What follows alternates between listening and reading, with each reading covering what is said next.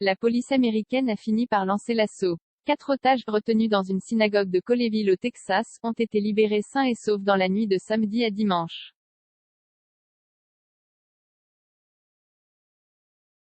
Leur ravisseur, qui demandait la libération d'une Pakistanaise condamnée pour terrorisme, est quant à lui mort pendant l'intervention des forces de l'ordre. Durant la crise qui aura duré près de 10 heures, la chaîne ABC News a rapporté que le suspect était armé, retenait 4 personnes en otage, dont un rabbin, et affirmait avoir placé des bombes à des emplacements inconnus.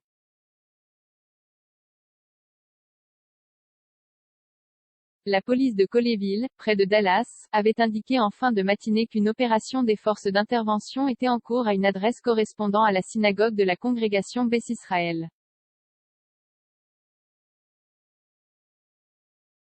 Je vais mourir, la voix d'un homme agité par moments pouvait être entendue sur la retransmission de l'office religieux en direct sur Facebook, consulté par l'AFP avant son interruption. Je vais mourir, a notamment dit cet homme, qui a demandé à plusieurs reprises à un interlocuteur non identifié que sa sœur lui soit passée au téléphone. Le suspect, selon ABC News, affirme être le frère d'Afia Siddiqui, une scientifique pakistanaise condamnée en 2010 par un tribunal fédéral de New York à 86 ans de prison pour avoir tenté de tirer sur des militaires américains alors qu'elle était détenue en Afghanistan. Il réclame sa libération, a rapporté la chaîne, citant un responsable proche du dossier sous couvert d'anonymat. D'après la même source, elle est incarcérée à la base militaire de Carswell, également non loin de Dallas.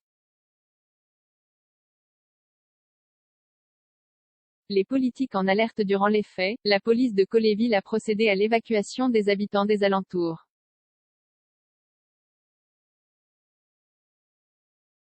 Le maire de Dallas, Eric Johnson, a pour sa part fait savoir qu'il avait déployé des patrouilles additionnelles auprès des synagogues et d'autres sites, dans la région.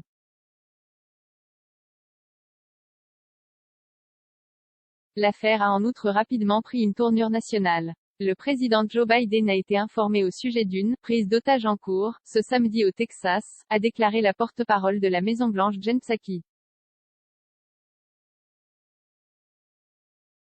Il va continuer à recevoir des informations actualisées de son équipe, a-t-elle tweeté. Le sénateur républicain du Texas Ted Cruz a écrit sur Twitter, « Surveillez la situation de près, et priez pour les otages et les forces d'intervention. »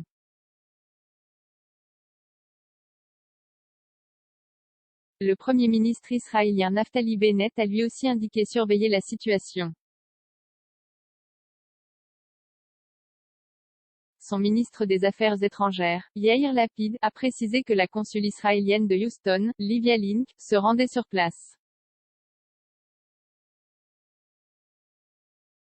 Nos pensées et prières vont à nos frères et sœurs retenus en otage dans une synagogue au Texas, a-t-il tweeté en hébreu.